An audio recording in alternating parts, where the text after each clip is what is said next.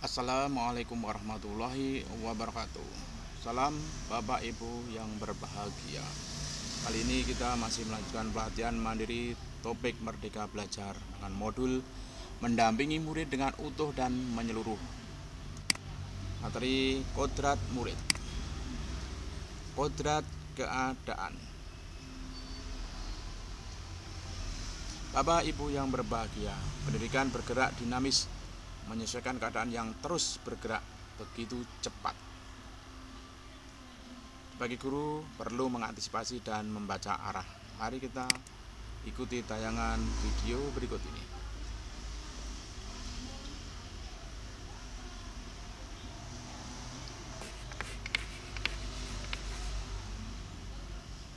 Salam dan bahagia Ibu dan Bapak guru hebat.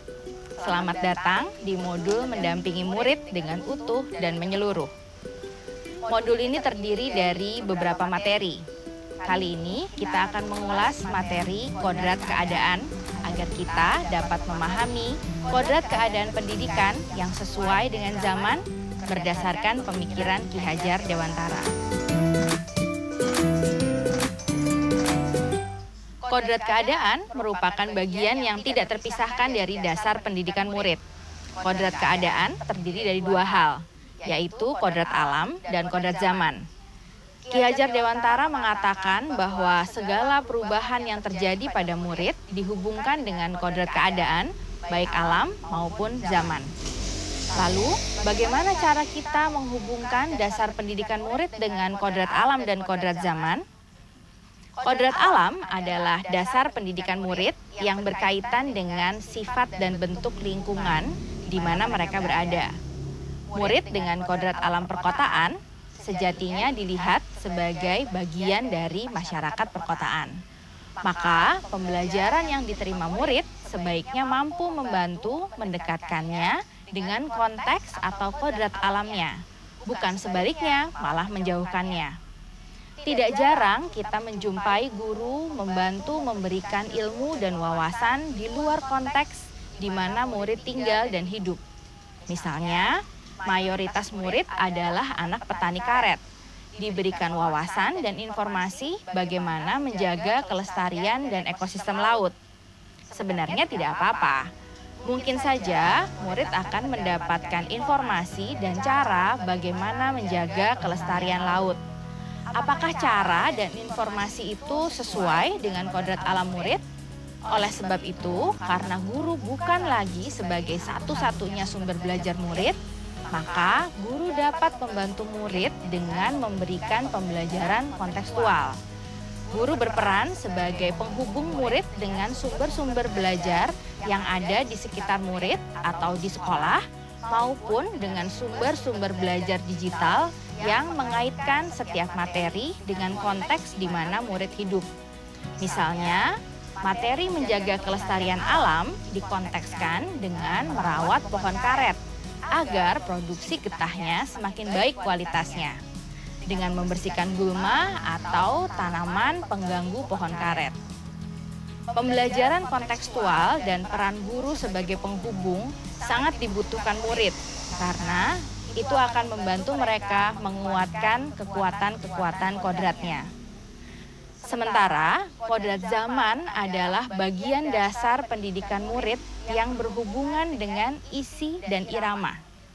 Isi dan irama pendidikan bergerak dinamis sesuai dengan perkembangan zaman. Muatan pendidikan dan cara belajar dikala kita sebagai murid pasti berbeda dengan zaman saat ini.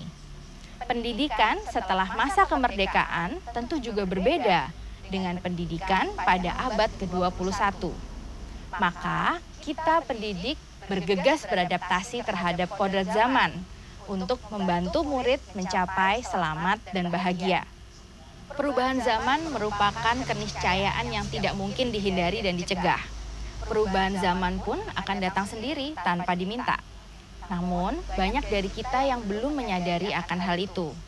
Kenyamanan-kenyamanan yang dirasakan saat ini akan diselimuti kegelisahan-kegelisahan akibat perubahan zaman. Misalnya, kemajuan pesat teknologi membuat cara belajar dan berinteraksi murid juga berubah. Jika tidak kita siapkan dan beradaptasi dengan baik, maka murid-murid mungkin tidak akan mampu hidup berdampingan dengan perubahan zaman.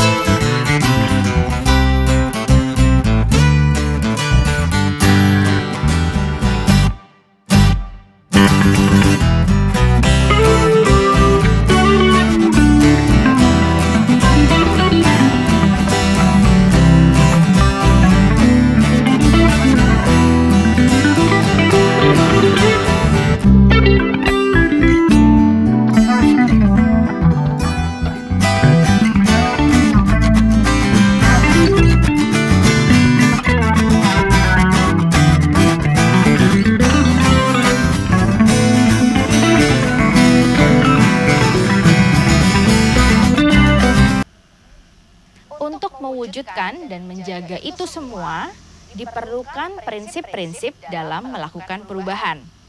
Ki Hajar Dewantara menyebutnya sebagai asas trikon, kontinu, konvergen, dan konsentris. Kontinu, kemajuan kebudayaan merupakan keharusan lanjutan langsung dari kebudayaan itu sendiri. Konvergensi, kebudayaan menuju arah kesatuan kebudayaan dunia atau kemanusiaan. Konsentris, kebudayaan harus mempunyai karakteristik dan sifat kepribadian sendiri sebagai pusatnya dalam lingkungan kebudayaan dunia atau kemanusiaan. Maka, dengan menggunakan asas trikon sebagai prinsip melakukan perubahan, kebudayaan bangsa Indonesia tidak akan tertinggal.